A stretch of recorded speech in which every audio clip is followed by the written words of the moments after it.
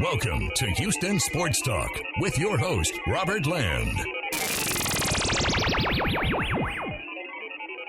We jump into the time machine for Throwback Thursday, and because this is normally NCAA tourney time, we're going to flash back to the best big dance days in Houston history. A couple of years ago, ESPN did a 30 for 30 on PHI SLAMA JAMA. You may remember that one, and when the documentary came out, I caught up with a member of the PHI SLAMA JAMA fraternity, REID GETTYS. You're about to listen to GETTYS reminiscing about Hakeem Olajuwon, Clyde Drexler, Guy V. Lewis, and Michael Young. A big part of that 30 for 30 doc was the search for the mercurial Benny Anders. So you'll hear what Reed has to say about that. I also asked him what it was like to play against Michael Jordan's North Carolina team. Wow, so much good stuff here. He also shares anecdotes about James Worthy and that unforgettable Louisville game. So let's jump back into our time machine and hear from the old Houston Cougar point guard, REID GETTYS.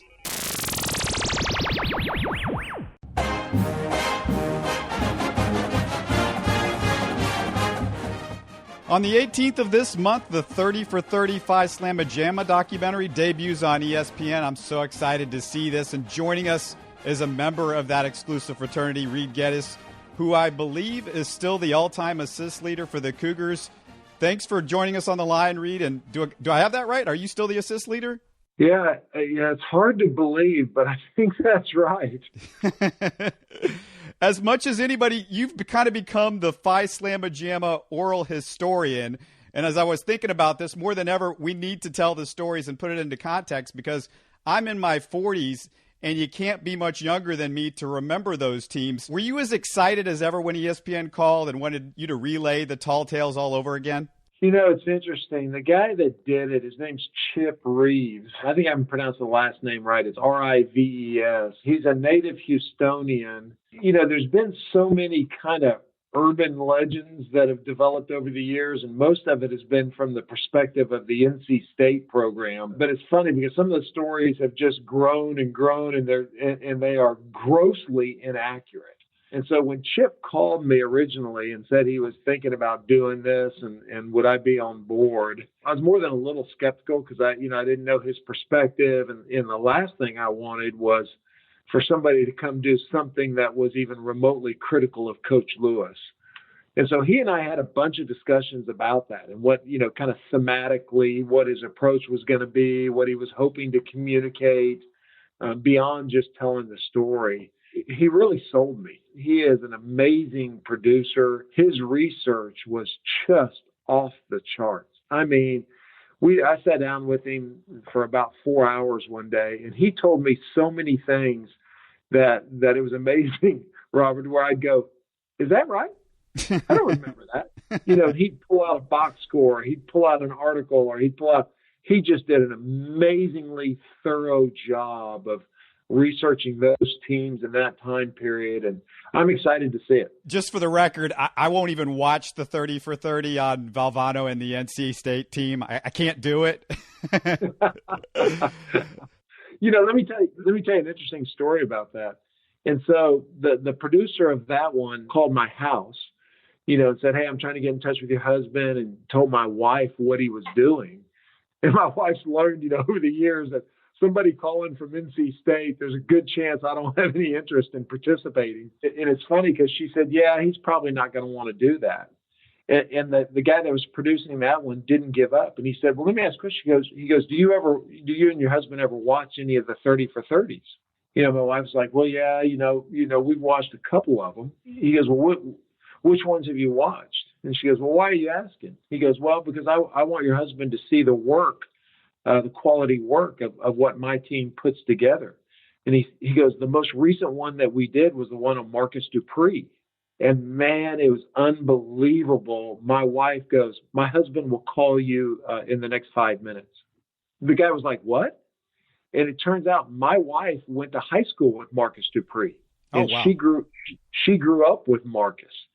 And so watching the Marcus Dupree 30 for 30 was like a biographical sketch on my wife's life. I mean, every person interviewed, every story she lived through and she knew. And she was so moved by how accurate and how fair and good that piece was. She laughed. She goes, yeah, my husband will play in 5 minutes. So you can guess what I did. So I called 5 minutes, and it ended up being a part of that. And I wasn't too thrilled with, same old thing. There's so many things that, people think are accurate and they want to read into it because it's kind of, history revision. But it was interesting being a part of that one as well.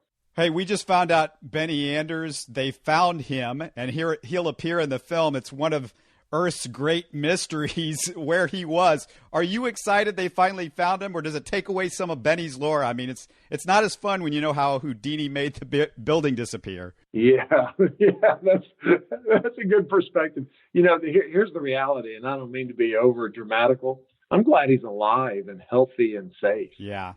Because it was such an incredible mystery, and the stories were really fun, and everybody wondering. And it's interesting because Chip called me and asked if I would go. Eric Davis and I were going to go down to Louisiana and spend about a week, trying to find him together.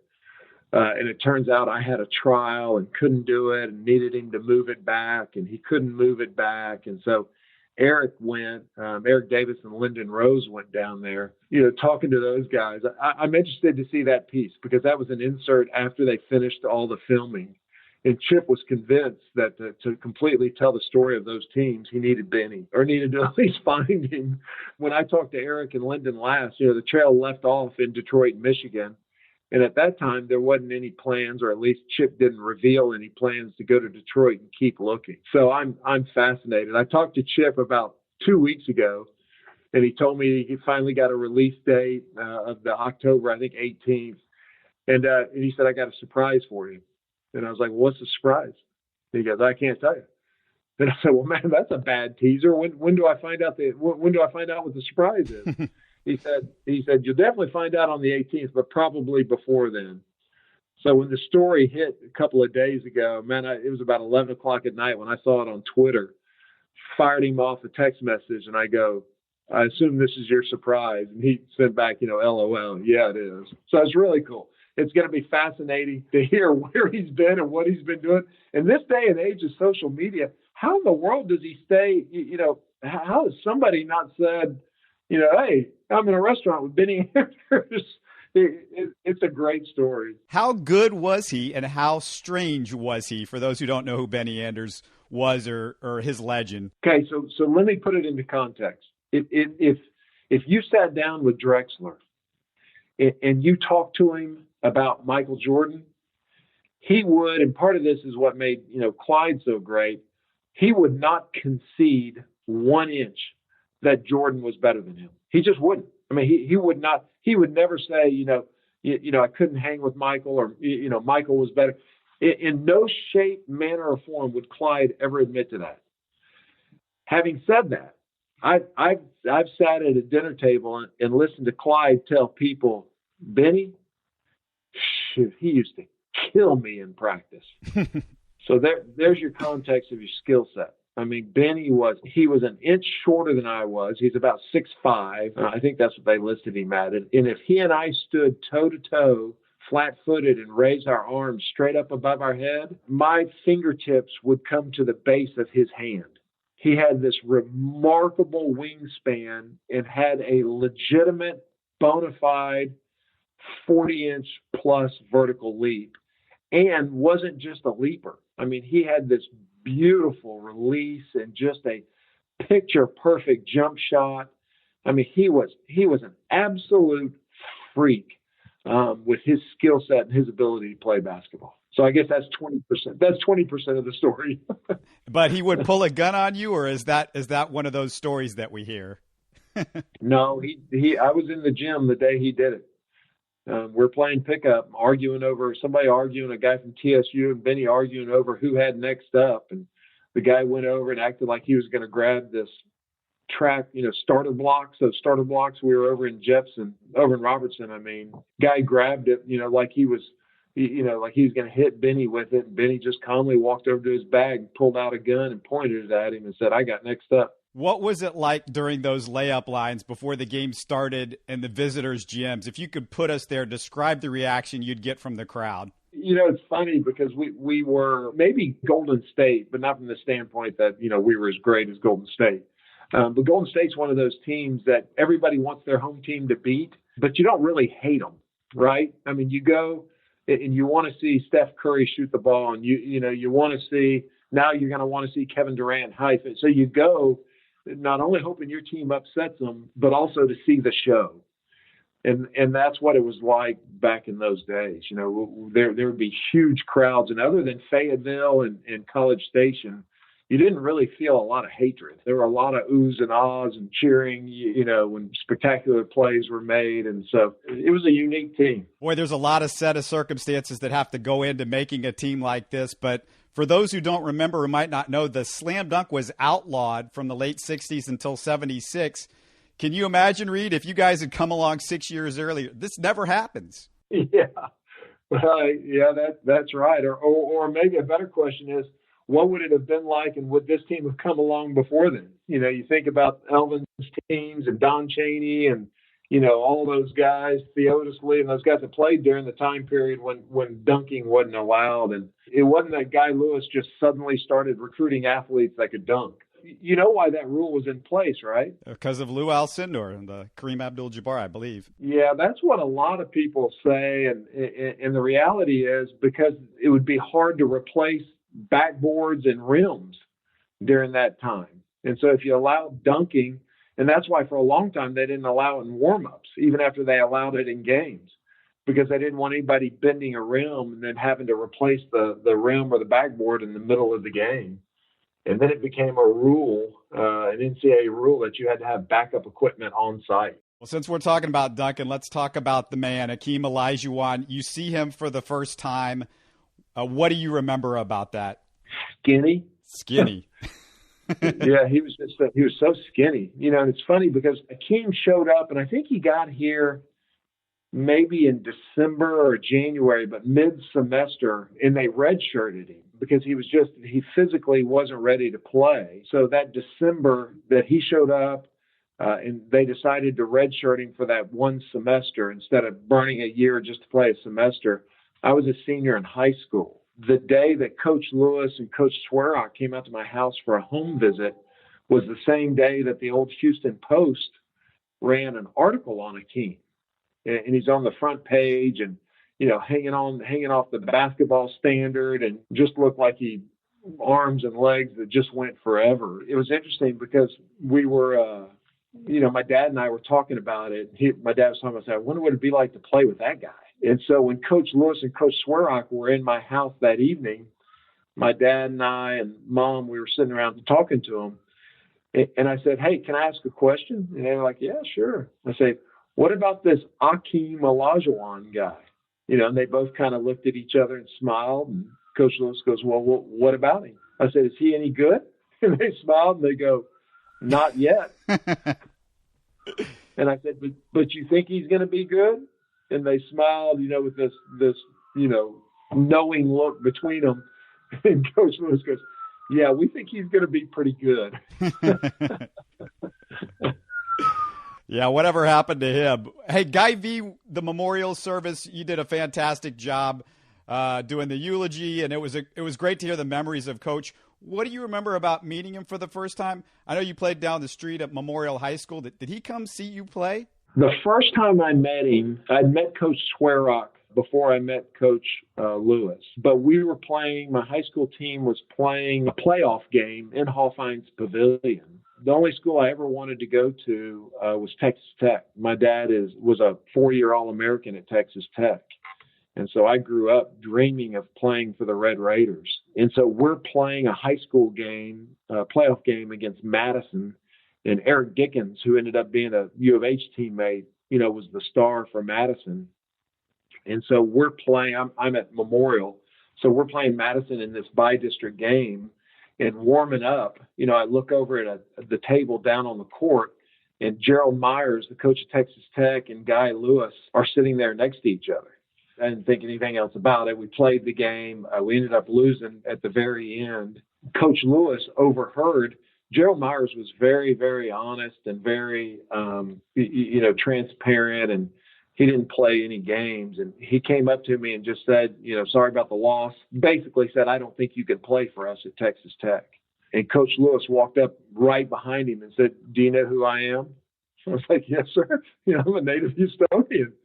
He said, well, you may not be able to play for Gerald Myers, but you can play for me. And that's the first time I met him.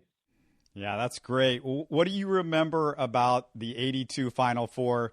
You go up against James Worthy and then a baby-faced kid named Michael Jordan. But Sam Perkins, if I remember, was the guy that really gave you trouble. Really, I think he had 25 points that game. It's funny, I don't remember Jordan at all. I remember Perkins and how good he was. But the guy that we were concerned about was James Worthy. And Worthy had, I can't remember what his numbers were, but I know he had a good game, but not spectacular.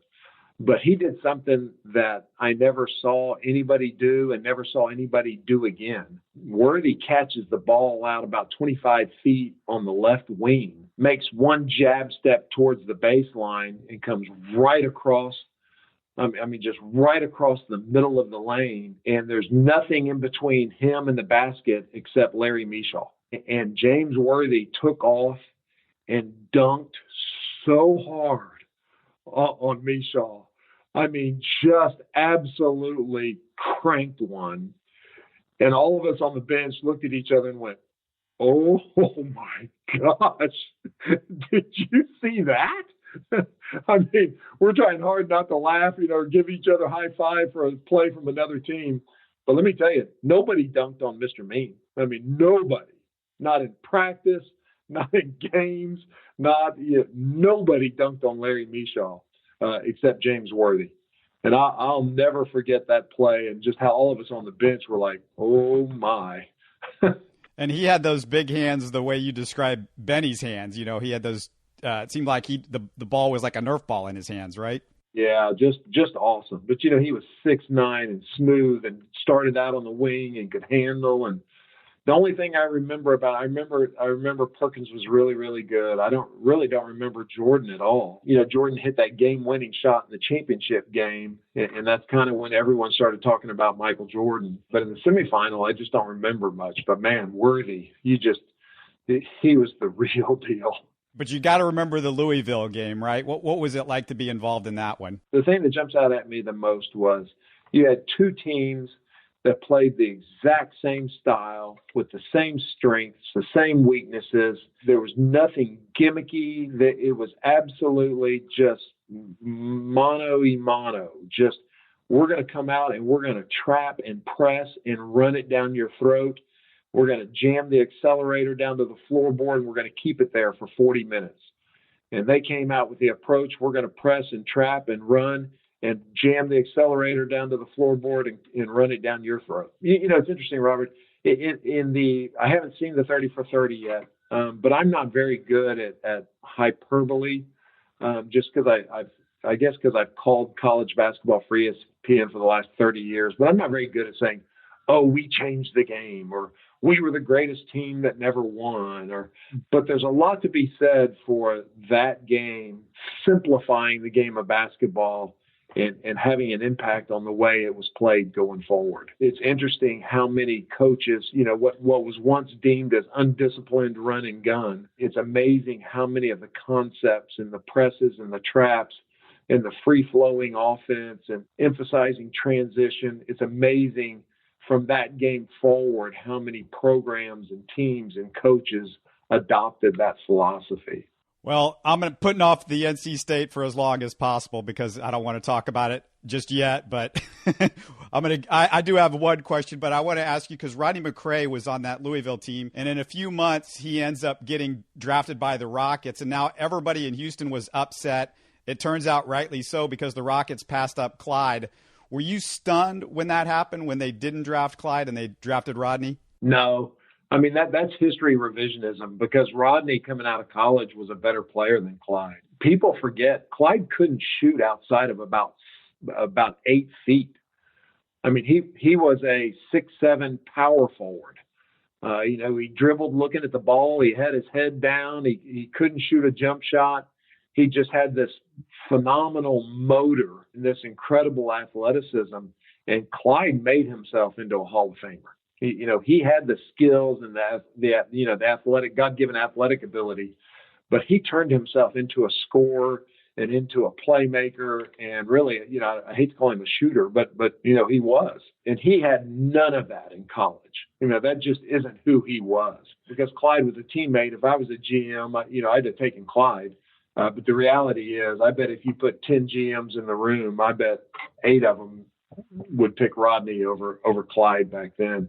And it's fun because when the Rockets drafted him back in those days, we spent so much time playing pickup ball with the Rockets and all their guys that we all became really good friends with Rodney. I think everybody on our team, would consider, Rodney being a really good friend, and he's such a good dude. And it's fun to hear him tell stories, kind of like, we have our perspective of the NC State game. Louisville has their perspective of our game. And so it was fun over the years to hear him laugh and joke and talk about that game. Yeah, I was wondering if you'd got to know him because, of course, he made his home in Houston for a while, and then he gets traded in the deal that gets the Rockets. So does Thorpe. They win a championship with him. Then Thorpe gets dealt for Clyde, and we know how that ended. Did it mean something for you when you saw Hakeem and Clyde win the title in '95? Oh, yeah. It was great. So I guess I have from several different perspectives. My family had Rocket season. I'm a native Houstonian, and my family had Rocket season tickets from the first day they came from San Diego. So we used to have season tickets when they played over at the Coliseum, and then they played a year or two at Hoffheinz Pavilion before the Summit was built. I was a diehard Rocket fan ever since I remember, back to age 5 or 6, growing up with Mike Newland and Murphy and Tomjanovich and Otto Moore and Rudy White and Cliff Neely and, Jack Marin. So I grew up, you couldn't have had a bigger Rocket fan than our family. So number one, the fact that they were in a position to win a championship, but then add to it, 2 teammates and 2 guys that I couldn't have been pulling harder for. Boy, that was just what a special time that was, not only in the city of Houston, but also for the University of Houston alumni. Let me ask you about NC State. And forever and ever, we'd see the end of that game during the NCAA tournament. And most of the time, when you lose a game as a player, you don't have to relive it over and over again nationally. Did it make it hard for you to watch the tournament at times when you never know when they're going to show that ending one more time? No. Let me tell you the funniest time that I saw that ending. So I played 1 year in the CBA with the Albany Patroons. Our point guard for the Albany Patroons was Sidney Lowe. Oh, yeah. And everybody credits, of course, Lorenzo Charles for catching the air ball and dunking it. And everyone talks about Derek Wittenberg, who was their best player, and Cozell McQueen. The guy that won the national championship for him was Sidney Lowe. Sidney Lowe was spectacular in that championship game. I spent a lot of the game gardening. And the scouting report was I was kind of left as a rover. I could roam and double down and dig down on the bigs and shade over towards Wittenberg because, the scouting report was that Sidney Lowe can't beat you. Well, after he hit about his 5th or 6th jump shot, that scouting report went out the window. And Sidney Lowe was the difference in that game. So Sid and I, we're in the CBA playoffs, and we are in, I want to say Casper, Wyoming, some godforsaken place. And we're sitting in the airport, and we're sitting there in the bar waiting for the plane, having a burger. He and I have never talked about the game. Not one time did we talk about the game. And so it's just the 2 of us sitting there, and we're watching the TV, and it's NCAA tournament time, and up pops the replay. And we're sitting there, it's dead quiet. It's probably 1 a.m. We're waiting for a red eye. Nobody else in the entire restaurant. And I had the same thought, just kept going through my mind. Don't look at him. Don't look at him. Don't look at him. And sure enough, I look over at him, and he's got this little smart-ass grin on his face, and he's holding his left hand up, and he's twisting his national championship ring. Oh, no. I was like, you dog. I mean, what are the chances of that playing out where I'm sitting in a restaurant with Sidney Lowe having dinner and watching that replay? That was miserable. Oh, my goodness. One of the things that you hear is the altitude in Albuquerque. Was it that big of a difference? Do you feel like the Final Fours played somewhere else and maybe you guys are a little bit better in that final game? No. The first answer to your question, was it a big deal? The answer is yes, absolutely. It was a huge big deal. It was hard to catch your second wind, but then you fatigued. It was a significant impact. But come on, it was NC State isn't up in the mountains. Louisville's not in some high altitude. We all played in the same conditions. So I think it had an impact on the game, but I think it had equal impact on everybody. One of the amazing things about those teams was all the local talent. You played for Memorial. Mr. Mean played for Worthing. Clyde was at Sterling. Michael Young at Yates. I'm probably forgetting some of the guys, but Eric Dickens at Madison. Alvin Franklin was at Lamarck. Gary Orsack was at Alvin. So the entire team, with the exception of Clyde, the entire team. And you once said that Guy V said he could recruit that team on a bicycle. Yeah, that's right. That's exactly right. And that was really cool too. It was cool that it was the city's team. And, anytime you say that, you got to go, yeah, the big Nigerian had a little bit to do with that also. But it was a really, it was a unique team. And really, it's always been the formula of success at University of Houston. And it's exactly what Tom Herman's doing right now. And it's what Kelvin Sampson's, trying to do. And that is the formula for that program, for that school athletically to be successful. I wanted to ask you one thing about Michael Young, because his boys has played over at Yates, and I even did a story on his daughter, who's a hell of a track star at Lamar. And then Joseph gets drafted by Larry Bird's team, the Pacers. The big irony is Michael was drafted in the first round by the Celtics back in the day, and probably spent some time with Larry at that point. But what was it like playing with Michael? Clyde and Hakeem kind of sucked the air out of the room as far as attention goes. Mike was such a stud. I mean, he had this unorthodox, kind of ugly-looking left-handed jump shot. He overextended. It was back behind his release point was back behind his head. Absolutely the purest, best shooter maybe I've ever seen. To have that ugly of a shot, it's kind of like Sean Marion, where the smartest thing somebody did early on was not change it, because if it ain't broke, don't fix it. And Mike was, golly, he was so good. And he's 6'6", 6'7", at the time, probably, 225. Look, was more cut than half the football players on campus, and could have walked out and been a NFL tight end or middle linebacker. I mean, just an absolute specimen. Never got tired, never complained. Kept his mouth shut and just killed people.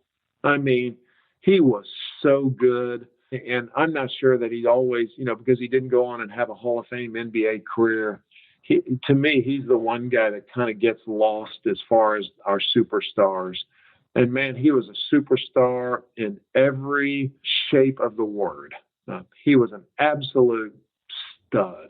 I had so much respect for Mike and the way he went about his life and the way he conducted himself on the court and off the court, and huge admiration for Mike Young.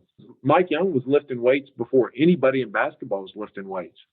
He grew up with a guy, and I can't remember his name, who was a strength coach, and Mike would go to his garage in high school, and turned his body into this unbelievable specimen at a time that nobody else was doing that in college basketball. Well, man, I really appreciate you taking the time to do this. I can't tell you how much I'm looking forward to seeing the film, but it was just great to really get the chance to talk to you about PHI SLAMA JAMA and all the great memories that you guys gave us that were all the fans and the kids back in that time. Well, thanks. I enjoyed it as well, and really looking forward to the 30 for 30. I hope it does justice, and I hope it's something that will honor Coach Lewis.